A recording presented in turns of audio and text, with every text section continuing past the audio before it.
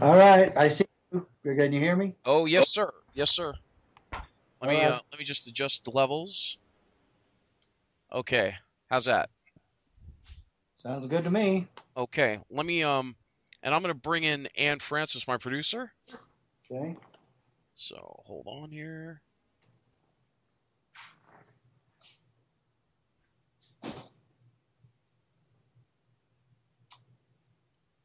Oh, I don't think I can because let's see.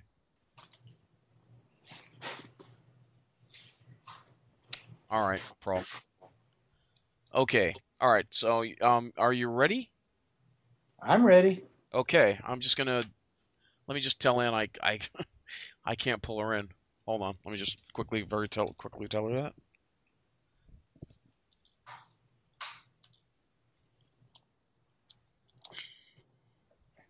Maybe put her on your cell phone. Yeah, it because we're on Skype and you know Well, I'm if not she, sure. I think because I'm calling your number. I'm not sure why it's not doing it, but okay. Okay, I'm gonna start recording. All right. You ready to go? sure. Okay. Let's see. Okay. Hi all. I'm Mike Ray and this is Parlay Radio, and we have with us a very special guest, Sheriff Richard Mack, retired Sheriff Richard Mack. Mr. Mack, you there?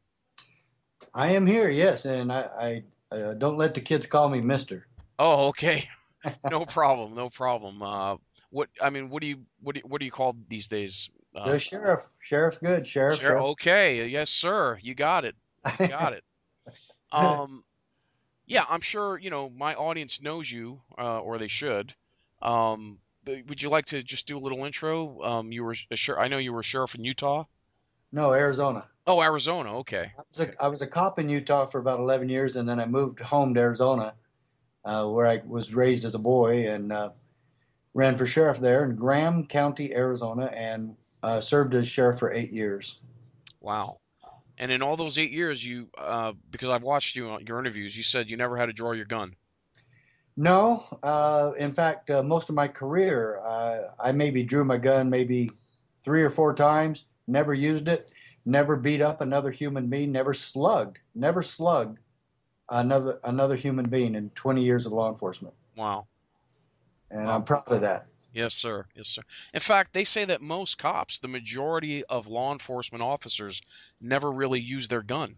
Uh, That is true. That is true. It's a rare occasion when you have to shoot at somebody. right, right, right. It's only, I guess, in the very high crime areas, like maybe inner cities like Chicago, L.A., or those type of places where there's just a lot of gang banging and high crimes. But even there, it's rare that you know over 20% or 25% of the cops would ever use their guns there because they have 3,000 officers there. So it's still pretty rare. And uh, my thought on that overall is it should be happening less.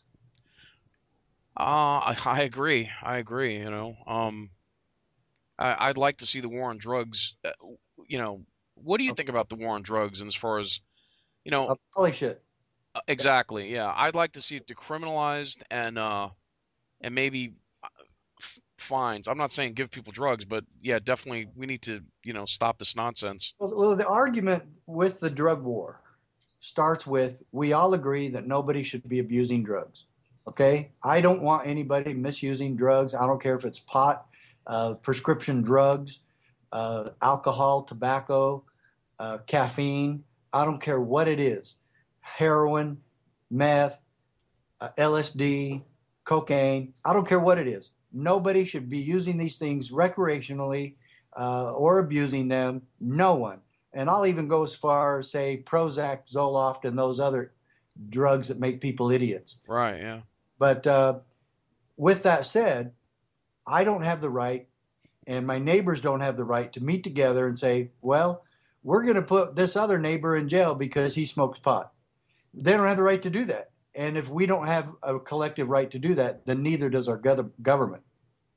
And the drug war has been used as an excuse to militarize our law enforcement and to exercise a tyrannical uh, order over the people of this country.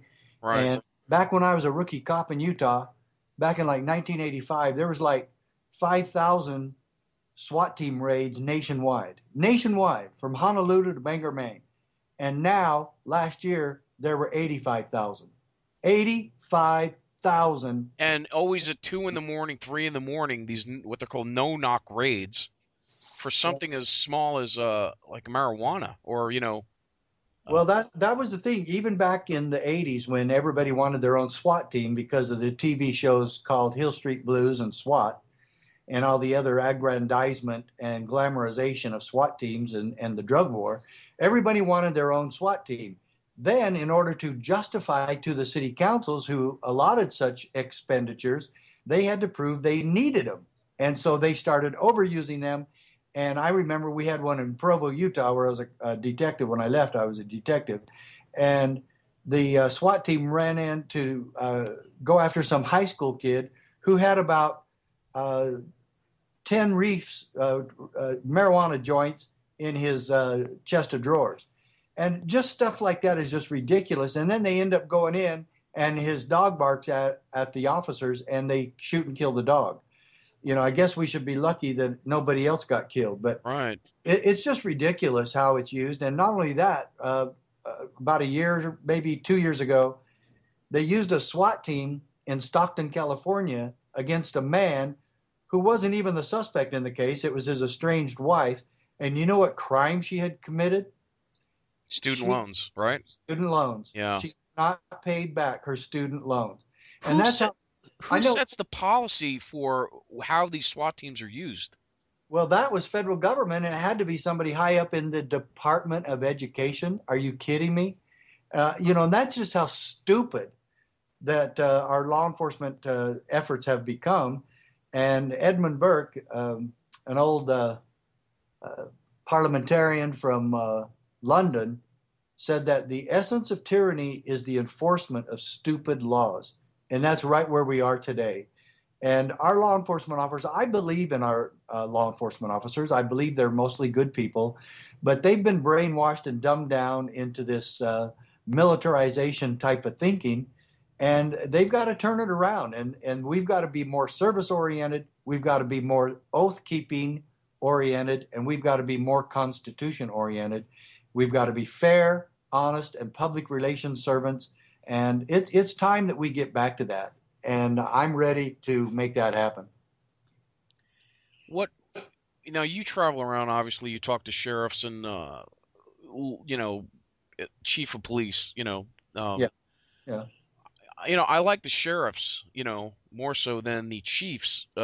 What's your feeling on that? I mean, because it seems to me like the chief of police are more politically appointed, whereas sheriffs are duly elected.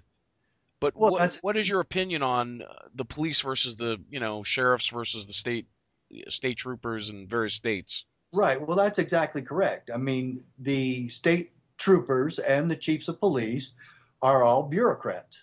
They're bureaucrats. They're political appointees, and they have to answer to the city council or to a county manager, or even worse, the state patrol.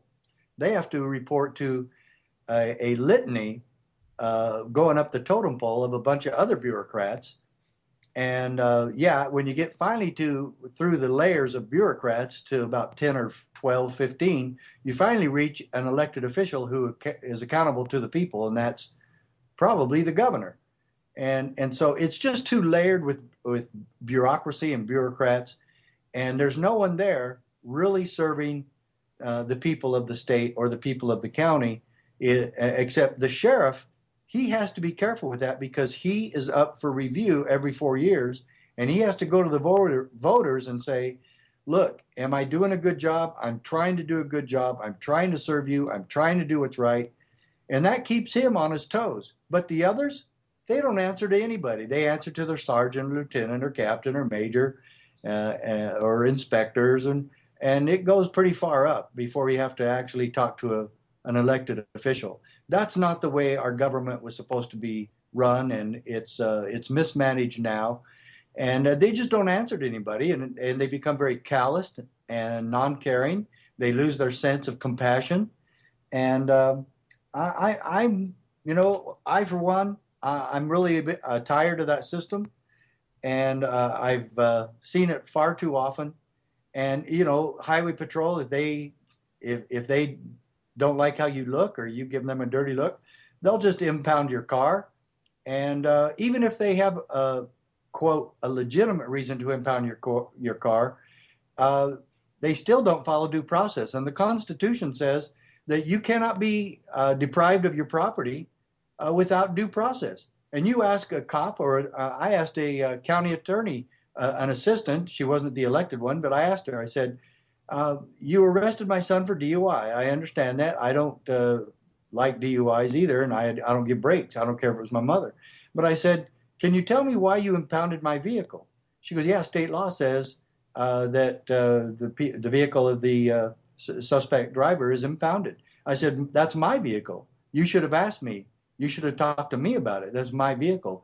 And I said, what due process was used to take away my property? And she goes, well, that's just a case by case basis. She didn't know how to answer the question. And I said, okay, in this particular case, what was the due process used when you took my property? She had no clue. She didn't know how to answer it. Law school, she kept going through her law school. I could see her entire law school cross in front of her eyes, and she couldn't find an answer. And because there is none. And these people think, police officers, county attorneys, and prosecutors all think that because if there's a statute that allows something to happen, they no longer have to follow the Constitution. And that's exactly the opposite of what should be happening. That's right. Yeah. Why? Anyway, But it's a tough mess out there. yeah, it is. It is. And there's a lot of good cops out there. I mean, I have family members and friends that are law enforcement. Yeah, we all do. Yeah, but there's a big problem with you've seen it. It's all over YouTube. It's all over the news where police are just killing unarmed, even in the back. Yeah. Shooting people in the back that are unarmed with their hands up. And Yeah. I don't know. I mean, what do you do? I'll tell you the worst one, and it actually didn't involve anybody shooting anybody, and it's one of the worst examples of police behavior I've ever seen. What was it? About a year ago now, in San Bernardino, California, out in the desert hills, where they 10 of them kicked a guy who stole the horse. Yeah, I know what you're talking about. Yeah. And there's a helicopter above. And Jared, and the guy's name was Jared Pusak. Is that what his name? Okay. Yeah. He was wearing. Well, he's a rich man. Would you tell him to loan us some money? He got $650,000 for getting beat up and kicked by the cops. But I thought they killed him.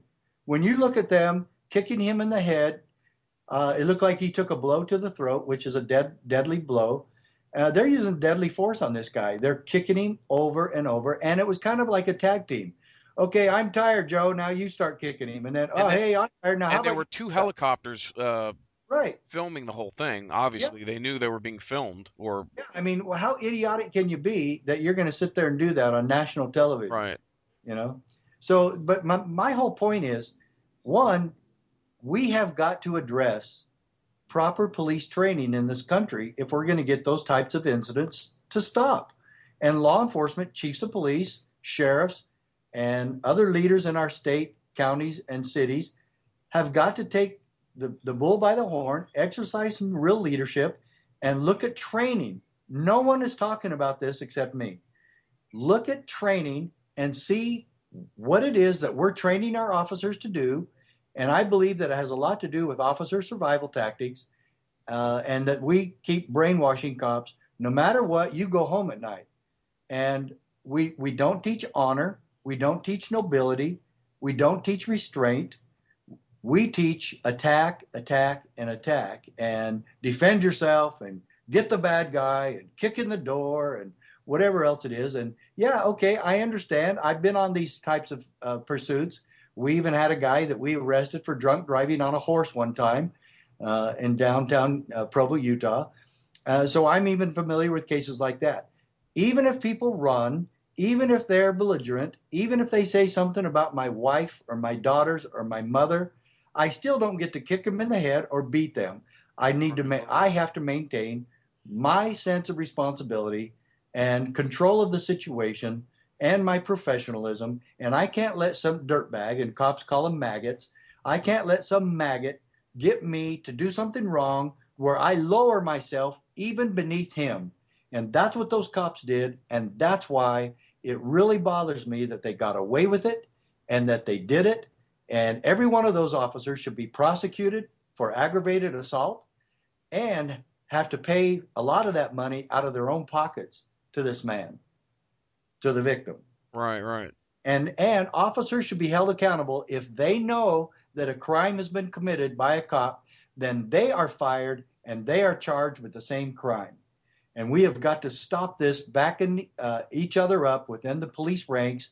When an officer commits a crime, you better dang well report it. And we don't train in that either in this country. And police academies and ongoing certification training for police agencies and sheriff's offices has got to address that.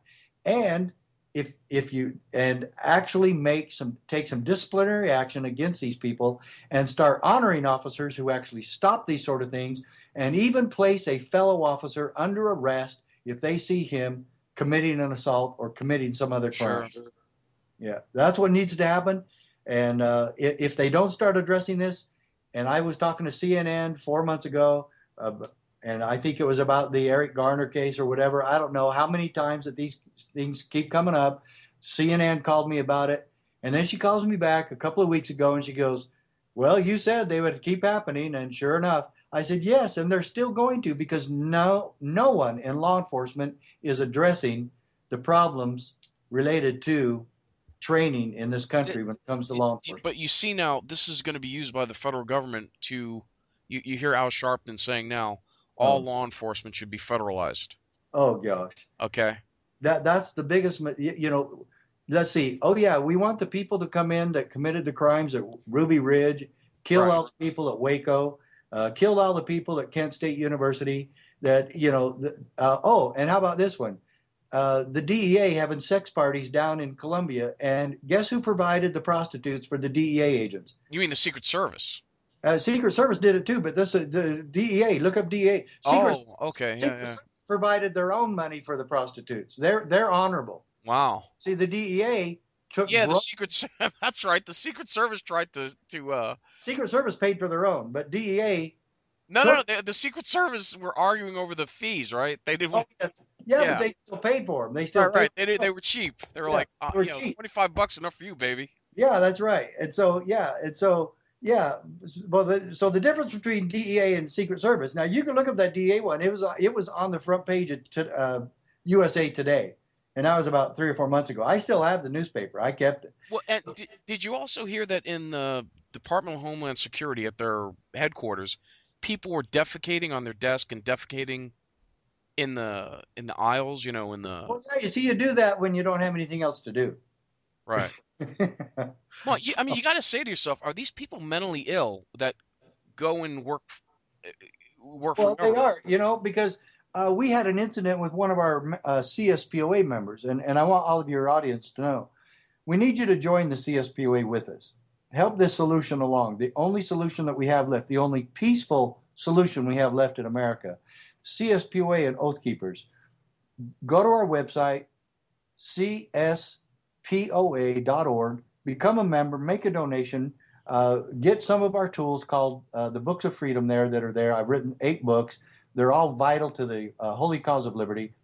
And the whole thing with this, we had a member that got stopped in the Albuquerque airport, and then he was fired when he got back to his agency in New Mexico after he attended our national conference about a year and a half ago in Las Vegas. And then we find out that one of the guys that went after him, his name was Guadarrama, and he was a supervisor for TSA. We did some little checking on Mr. Guadarrama. He was fired from the Border Patrol Service because he was taking bribes from women, exchanging favors for sex. He would let people go. He would let women go if they would take care of him sexually. Right, right. And so he was actually transferred from Border Patrol over to TSA.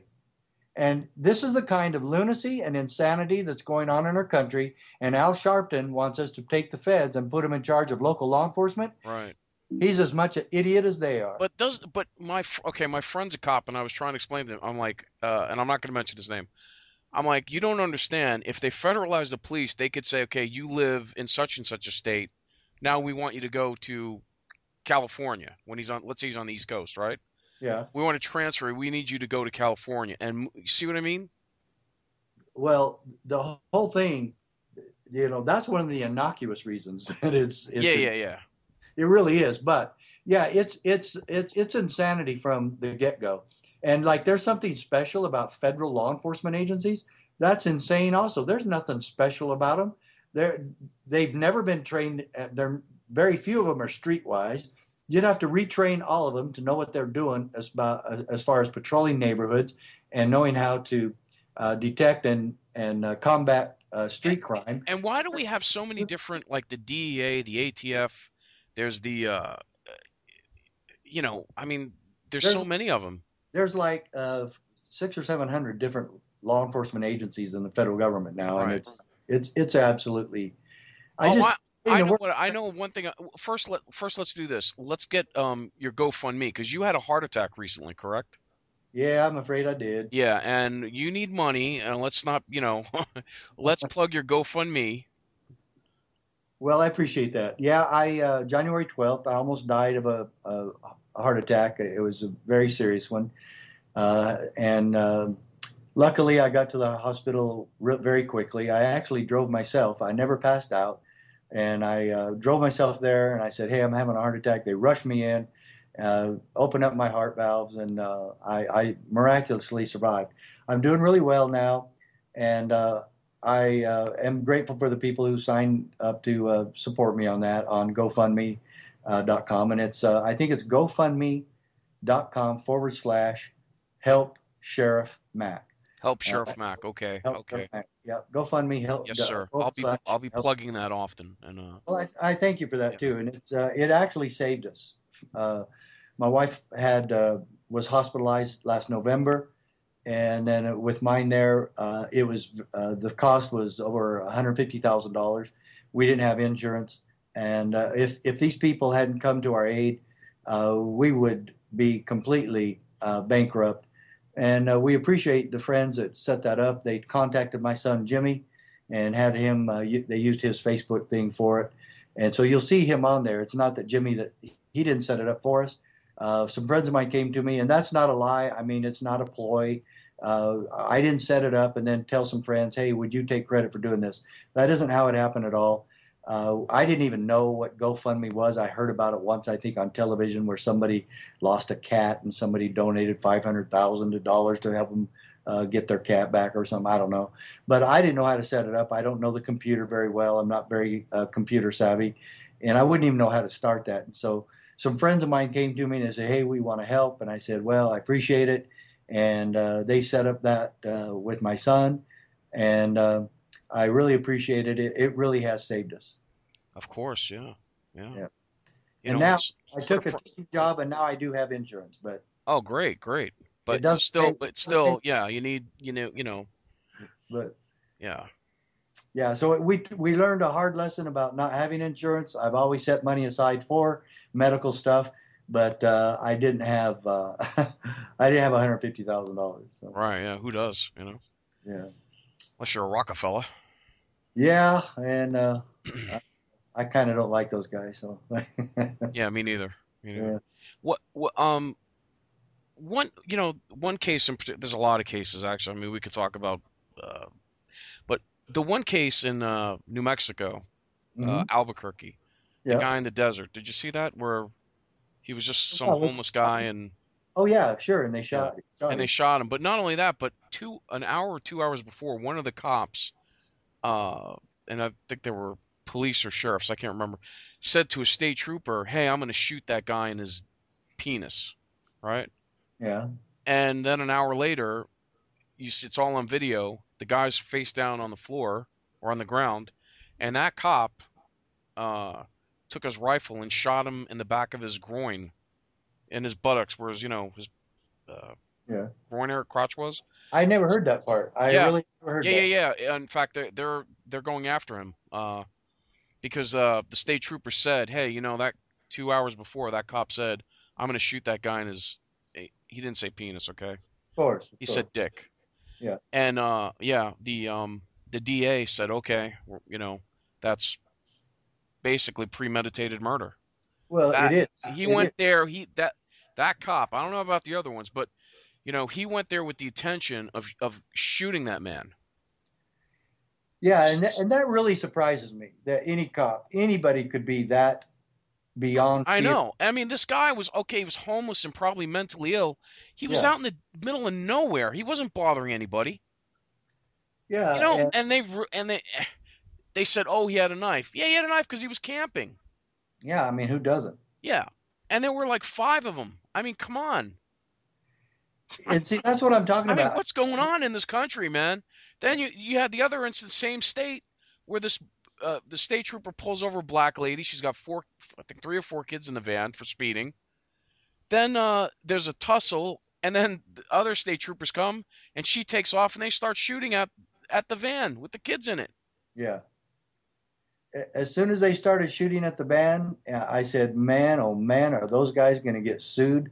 That's against all policies and procedures. What they call the Bible of the departmental Bible, the police Bible, does not allow anybody to shoot at a moving vehicle, from a moving vehicle, or at a moving vehicle, especially when children are inside Right. the vehicle. There's no way they can justify that, especially on a traffic matter, and so no way. I mean, that is so absurd. That is so beyond Do absurd. do you think it's the fact that, and I, when I was younger, I always thought, oh, it's good that they're hiring veterans, military personnel to stock the police. But now that I think about it, no, because they train, Army, Navy, Marines to kill people, Yeah. you know? I don't think that's the problem. I think most of them know the difference between shooting at bad people and good people, and I, I really like our veterans, and I served around veterans. I hired veterans. They were great. I loved them, Right. and I think they know the difference. If they don't know the difference, then there's something wrong with them. And I don't believe serving in the military makes you that stupid. No. Somebody that wants to go shoot somebody and says, I'm going to go shoot this guy, I'm going to go blow this guy's blanks off. No way. No way. I mean, that's just, that person needs to go to prison where he belongs. And I'm grateful to know also, most of the time, most cops would never do that. And that is kind of an isolated incident, but here we keep talking about these happening over and over. I will say that there are two or three departments in this country where for the last 10, 15 years, these departments have earned the reputation for being the place. If you want to be a cop and you want to shoot somebody and get away with it, whether you have a substantial reason to do so lawfully and you want to get away with it anyway, Las Vegas Police Department or Las Vegas Metro, which is Clark County Sheriff's Office, they're one Right. and the same. It's called Metro, and Albuquerque PD. And those places need to take the bull by the horn, and those city councils and mayors have got to wake up and do something about that, especially the corruption in Las Vegas. And I and have to say, I couldn't believe, what's his name, Gillespie, the sheriff out there? Sheriff Gillespie, one of the worst sheriffs in Right. America, When but when when Bundy said, "Hey, these BLM guys are threatening us and get out here to he didn't show up. And then when he finally showed up, there were enough militia there and oath keepers there yeah, that he actually said, "Hey, they were pointing guns at us. We were afraid." oh yeah, right. Well, first of all, Gillespie has retired, thank goodness. The guy who took his place isn't much better. He just tweedledee tweedledum. There was a pretty good guy running against him, and he barely lost. I actually endorsed him. He's a real good guy, but he didn't make it, and so Burns didn't make it, and so this other guy is now in there, and he's just like Gillespie. They have no clue what jurisdiction is. They have no clue about the authority of the sheriff or the responsibilities of the sheriff or the oath of office that they swear to when they take their jobs. And yeah, I was at Bundy Ranch, and I was just absolutely thoroughly disgusted with Sheriff Gillespie, his cowardice, and his malfeasance in office. And for him to allow that situation to escalate the way it did, instead of stopping it and taking over as he should have, was absolutely one of the worst examples of sheriffs in this country. Now, I heard this, but I couldn't find this anywhere on YouTube or on. Was there some kind of standoff between the Oath Keepers and the militia? Did they get into some kind of argument? Yeah, they had a. It was a very isolated incident just between two or three of them. It wasn't like Okay. 15 or 20 going, okay, you Oath Keepers, get out of here. The problem with the situation at Bundy Ranch, and I thought it was an amazing spiritual liberty event. The Bundys were fantastic people. I love every one of them. Mr. Bundy, Cliven Bundy, is a good man. He's a friend of mine. This is the first time I ever met his wife. And she's a wonderful lady, and she epitomizes motherhood and honor and meekness and faith. And I just saw so much, an abundance of faith coming from her and the entire family. Right. They are nonviolent. They didn't want to harm anyone, but they were not going to back down. Not one of them, not in any way. Do you think that there was some kind of back deal with Ralph Reed to get that land? Uh, And something about a Chinese yeah. solar farm or Now, the one person that showed me that there was passing this around, and I can't remember. Was it Michelle Fiore? She's a city council. She's a state rep in the legislative branch there in Nevada. She was at the Bundy Ranch. She was passing this around that Harry Reid and his son had a deal made with China to get some of that land sold to China. And it's some of the Bundy's land, yes, and some of the other BLM land. But for anybody to believe that the federal government, BLM, should own 90% of Nevada, again, that's just absolute ludicrous. And these type of people that think the federal government can own all the West, own 80% of Arizona, 90% of Nevada, it's just stupid and it's ridiculous. And right. and the Constitution doesn't allow for that. And then they say, well, he should have been paying his fees. Okay, let's look at the whole situation. Let's say he should have paid his fees. There were 53 ranchers in Clark County. That's the greater Las Vegas area. And it goes out to some lands that are pretty wide open, where 53 people owned ranches for decades and decades there in Clark County. Mr. Bundy and his family were the only ones in business. They are the last ranchers standing. 52 out of 53 have been put out of business by the federal government. And guess what? Every single one of them paid their grazing fees. Mr. Bundy was doing some things to pay the county and the state his grazing fees, and he was trying to make a statement. He was trying to show proper jurisdiction, and he's the only one still in business. He must have been doing something right. And there's also a telltale case that that rancher Wayne Hague, Hage, and all of this is in my book. My book, Are You a David, explains all this. Everybody should see this because Wayne Hague fought the federal government there, the BLM and the Forest Service for 35 years, trying to keep his ranch. He beat them in court. And he also had a sheriff by the name of Tony DeMeo who refused to allow the BLM and the Forest Service to confiscate his cattle. And they actually had a confrontation, and it almost came to a shooting match between the sheriff and the BLM. And the BLM threatened him. And they said, Sheriff, we're coming back and we're going to take these cattle even if we have to bring back our SWAT team. And Sheriff DeMeo says, you go ahead and bring back your SWAT team because I got one too. And that's exactly what happened. And the BLM, lucky for them, backed down. Because they're cowards. Yeah, they are cowards. And every time that we have sheriffs standing up to the BLM or to any federal agency, the feds end up backing down every single time. Now, this is the thing. You have to stand for them to do it. If you run and hide, they're just going to take over.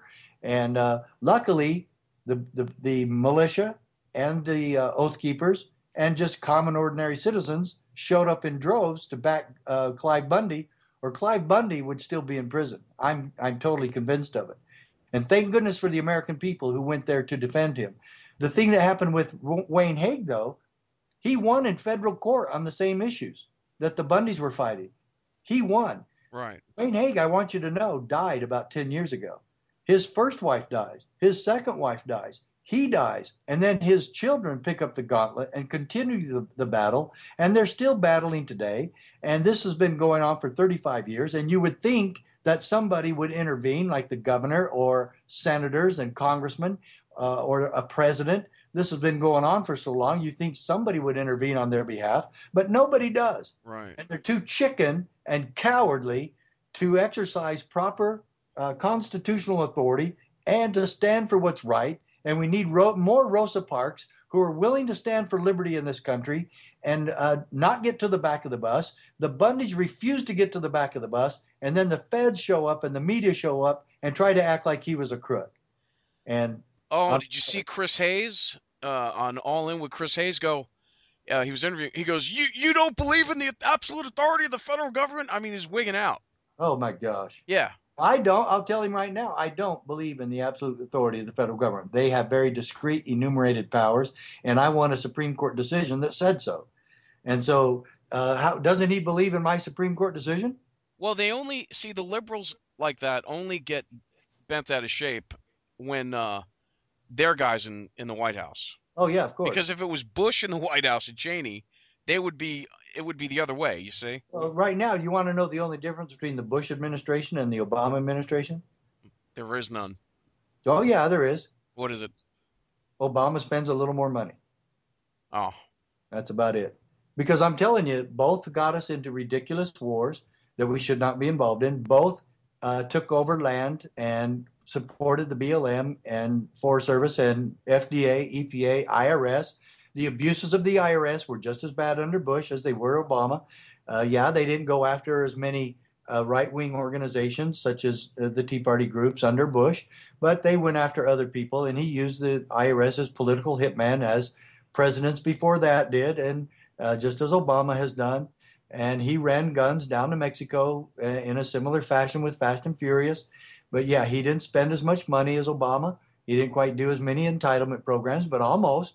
And his socialistic program was called compassionate conservatism, and Obama just calls his plain old helping people and Obamacare. It's absurd. It's ridiculous. They're both horrible. They both were horrible. They both are horrible. Now the economy is starting to go just like it was under Bush. I don't know if you noticed, but yesterday and today the stock market took just the same hits as they did back in 08, 07, and 08. It's starting to repeat. The cycle is coming back, and there's no way that Obama can avoid the same catastrophes that Bush faced. And I think Bush was a little bit better a person, but the results were the same, and that is that the American people, farmers and ranchers, and the American people suffered under the Bush regime when it came to Constitution and freedom and liberty, and it's just as bad now. I believe that Obama has accelerated a lot of the unconstitutional programs that were instituted by Bush, but when it comes right down to it, there's very little difference between the two. yeah. And see, I don't think that ranchers and farmers should pay property taxes because They these shouldn't pay people, any taxes. right? Exactly, because I mean, where do people think we get our food? Yeah, let's make it hard on those guys to feed Right. us. And I don't want to get chicken from China or pork from China. You know what I mean? They've forced us into that position, and right now, oh, that's another thing. Bush turned off the water in the Klamath Falls Basin in Oregon, and Obama has done that to the Napa Valley, where we get 50% of our fruit, vegetables, and nuts. And so, of course, we're having. You want to look at the beef prices in your grocery store? Yeah. They've Yeah. doubled in the last 3 years. Right. Right. Doubled. And people wonder why. It's because of your idiotic, stupid government that you keep supporting. That's why. And Chris Hayes, what an idiot you are to be saying any of that, to continue to support this government that supports the genetically modified foods and that continues to destroy our food supply. And if somebody doesn't eat meat, That, that's fine with me. I yeah. don't care. But a lot of us do, and yes, they are not discriminating against you. They're getting rid of fruits, vegetables, and nuts also. And I know you do eat those, and everybody does. And go to Merced, California, and look at all the farms there that have turned to dust. I've seen them myself. Because they're protecting a fish. Oh, they're of course. Right. Or Yeah. maybe some other thing, or maybe they just want maybe they're protecting plants along the river.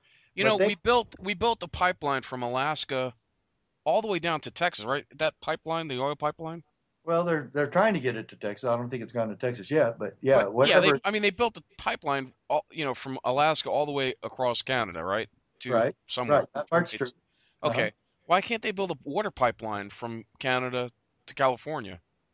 Or, Yeah, I'd be interested in seeing what would be the cost effectiveness of that is, and I would love to see it. But I mean, if 2,000 they years ago, the Romans built, aqueducts. Why I can't we? promise, I promise they wouldn't need to if they would simply manage their water supply better. Yeah, They wouldn't need to. There's always going to be droughts. Texas has had them, Arizona has had them, Utah has had them. If you manage the water properly, you're going to be okay. But the problem is the states like California, who are such liberal idiots that don't know how to manage anything, and they allow the federal government to come in there and turn the water off and put, seriously, they have put 75,000 farmers and their employees out of business in that state just because they turned off the water. And then they wonder why they have a problem with unemployment and a problem with their food shortage. And it's so idiotic. And then, of course, they want to ration water. Just go turn the dam on, and it's beyond, I'm serious. It's just beyond insanity. And where I blame the American people is you keep electing these people and re-electing these people, and then you wonder why nothing changes. If you're going to be that much an idiot and support these idiots in office, then don't come crying. yeah. And it really is pretty bad. And when John Adams said that our Constitution was intended for a righteous and moral people, perhaps maybe that is the greatest indictment against America. I just think that any politician I just think they're all compromised in some way. Compromised, Yeah, they have dirt on them, like, totally corrupt. yeah, yeah, yeah, yeah. Like how out here in Arizona, Jeff Flake is our junior U.S. senator, right? He's trained with John McCain, and I can't stand either one of them. But here's Jeff Flake.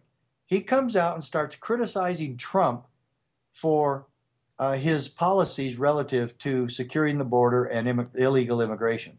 This guy has been a senator now for 4 years, and he was a congressman before that for like 15, 16, 20 years.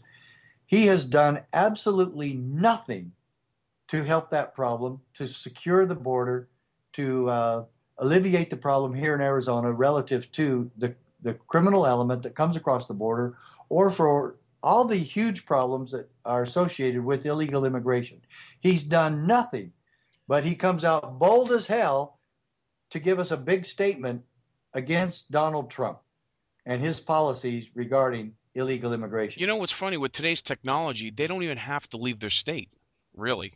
Oh no, of course not. You know? No. Yeah.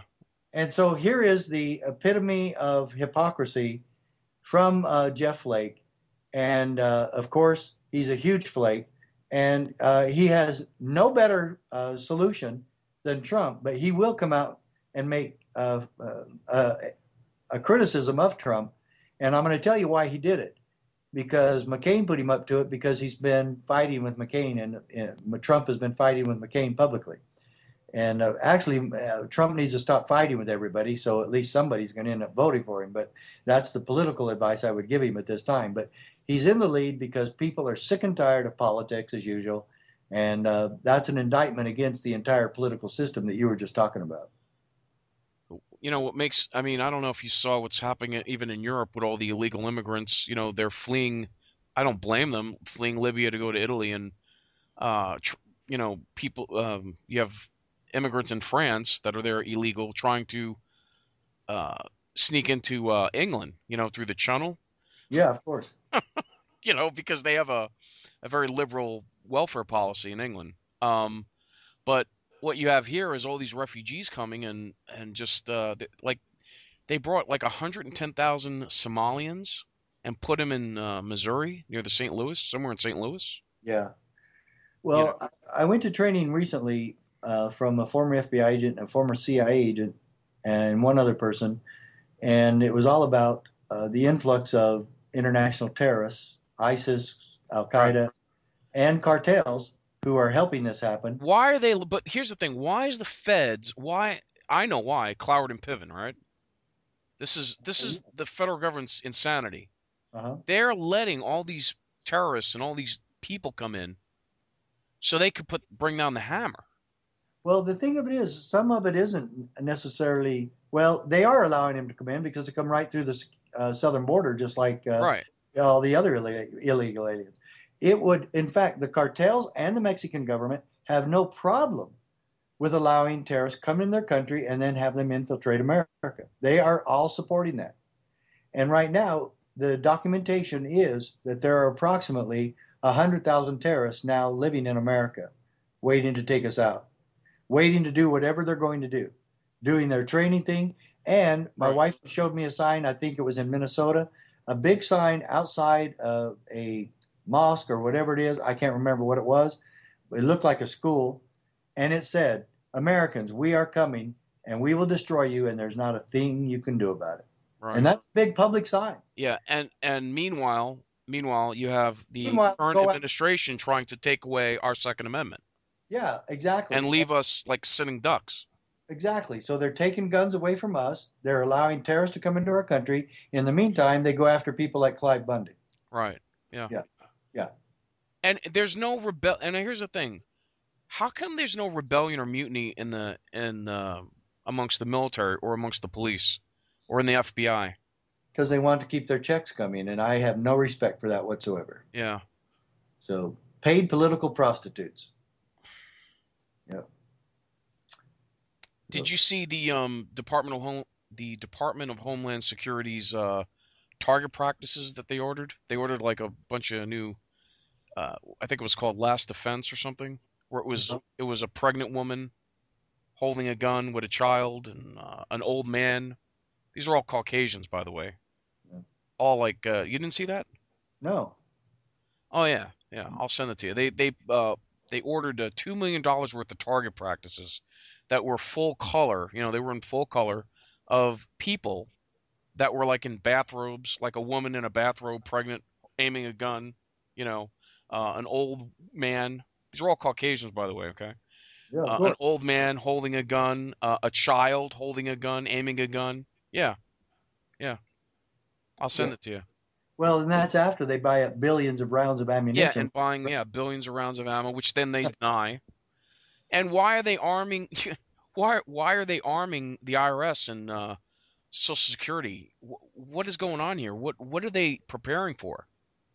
That's a real good question, and maybe it's part of the Jade Helm thing. I don't know, but none of it has a good answer. And I talked to a former Marine, and in fact, I heard some other former Marines and military veterans on radio shows about this. Some of them were downplaying it, but some others have said, when you look at it, there's absolutely no good reason. There is no logic behind it. There is no good reason at all that the federal government is buying up all the ammunition in this country. It cannot be, it cannot help you sleep at night that the feds are doing that and that they're arming Social Security agents, IRS agents, Yeah, so on and so forth. and EPA. EPA, So same thing. imagine you get an EPA guy come to your house, or even a forest ranger. Yeah. I can't believe like the forest ranger's armed to the teeth. Oh, I know. You're out. You go to a national park picnicking, and you get some bozo coming up to you with a bug up his ass. Yeah.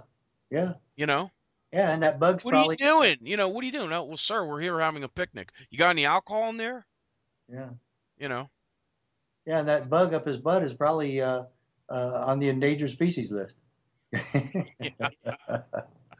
Yeah. That's protected too. Everything's protected except an American who believes in the Constitution and the Bible. Right. They're just not protected anymore, and they're going to go after people who believe in that sort of thing.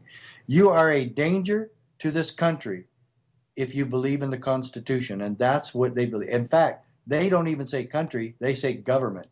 They are anti government, they are domestic terrorists, they are a danger to us if they believe in the Constitution. I find that so astonishing. It's just, I cannot believe how far. Well, did you hear this one? It was a I think it was a deputy sheriff where they asked him, well, what do you need these MRAPs for? And he goes, oh well, there's a lot of armed citizens, a lot of constitutionalists. He said constitutionalists, right? Yeah, And then they caught that on tape, and then of course, it makes it on YouTube, and then they asked the sheriff or his boss. I don't know if he was a deputy sheriff. Oh well, he didn't mean that. He misspoke. No, that's what you're teaching them. yeah, of course it is. You know, when Yeah, the DHS goes to cops in orientation and tells them that the founding fathers were the original terrorists. yeah, and Sheriff Knizovich out there in Spokane is saying the same thing. Yeah. He's saying that constitutionalists are as dangerous as ISIS. Yeah, Uh, yeah, that's how stupid. Like, show me the last constitutionalist in America that beheaded anybody. Show right. me the one that ever even tried, and show me the ones that have even supported violence. I don't see that anywhere. And yet, a sheriff makes an idiotic comment like that, and I don't know.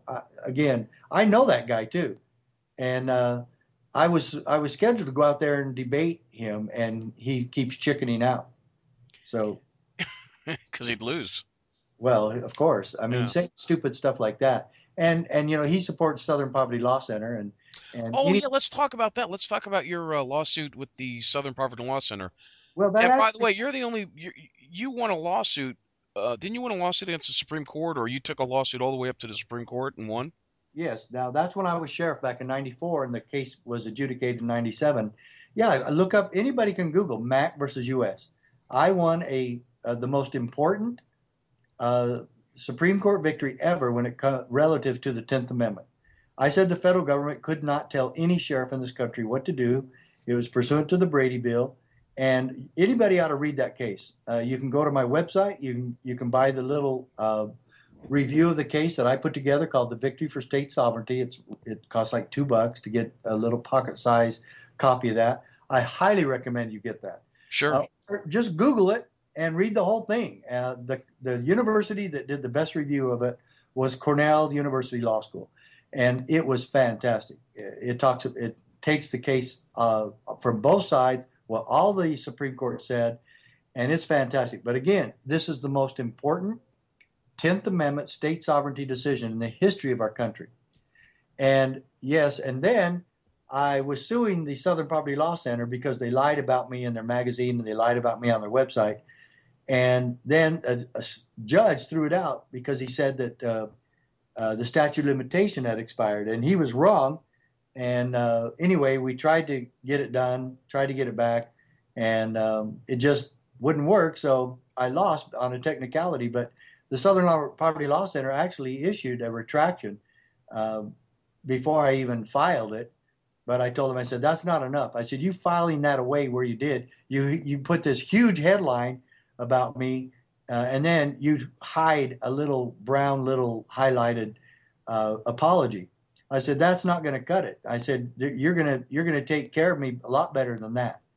And they said, what, money wise? And I said, I never said money wise. I said, I want to come. This is what I said. I'm going to sue you unless you come and let me talk to all your employees. I said, what do you have, about 30? And they go, 175. That just shows you how big the Southern Poverty Law Center, how funded they are, and how big they are, and why cops and sheriffs or anybody would give them any credibility whatsoever. They are a propaganda scheme machine. They are liars. They are dishonest, and they hate our Constitution. They hate our founding fathers, and they hate liberty. And bam, we get law enforcement supporting them. Now that stopped, right? Then the FBI, they're not going to use them anymore, right? Didn't that happen? Because of some of the things they've done, the FBI has taken them off their website, and there's a lot of police agencies now that are shunning the Southern Poverty Law Center, except dipwads like Sheriff Knizovich out in Spokane. Right. Yeah. But he's still on MSNBC. I'm pretty sure he's on there all the time.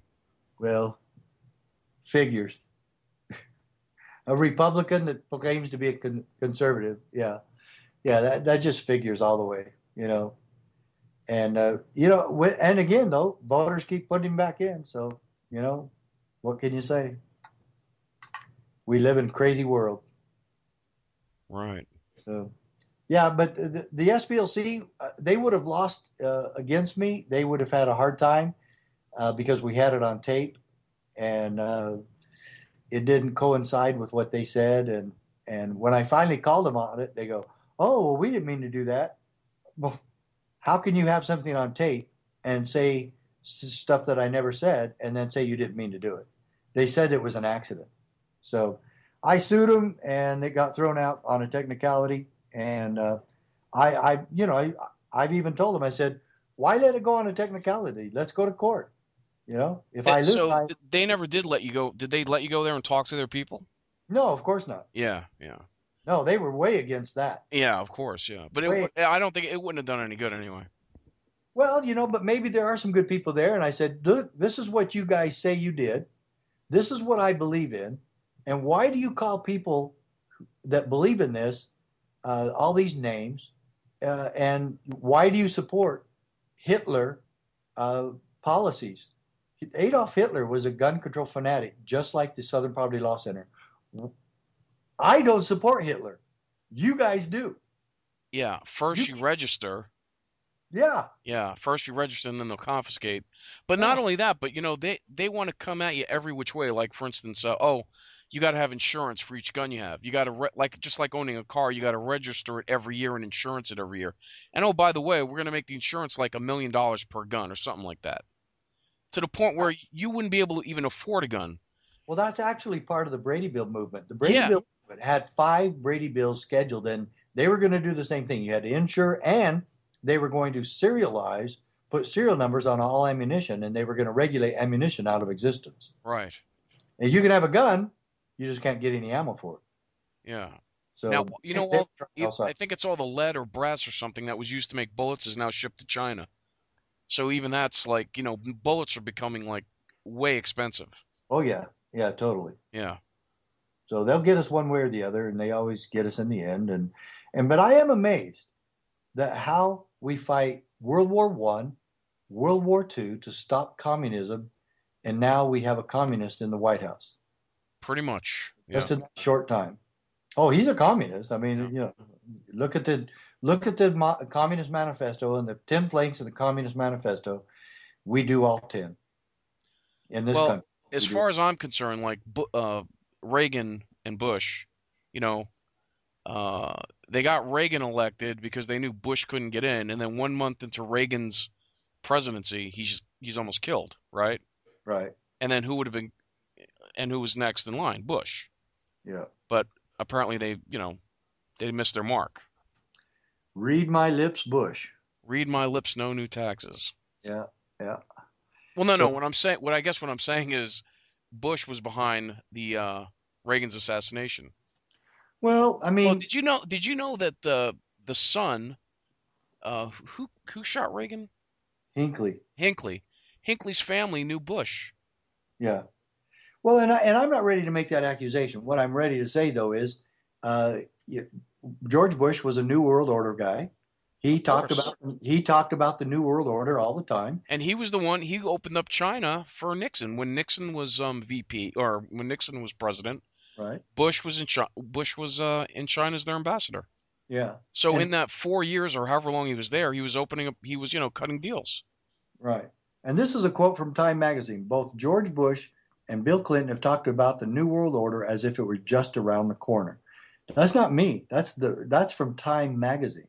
And sure enough, both of them did. And it's again, okay. You think I'm a nut? Well, then, Mr. MSNBC sheriff or whoever, I don't care, Chris Matthews, tell me what Bush and Clinton were talking about when they spoke of the New World Order that they were hoping for and supporting. What is it then? Right. Tell me what it is. I And I think nobody challenges them. well, a lot of people think that okay, George Orwell's 1984 reversed that 1948. What Yeah, happened in 1948? You get the creation of the UN yeah, and the creation of Israel. okay. So you could say that the New World Order technically started right after World War II in 1948. Yeah. That was the beginning, or its birth. So you're saying that Israel started in 1948? I thought they've been here since Jesus' time. Well, I mean, as a country.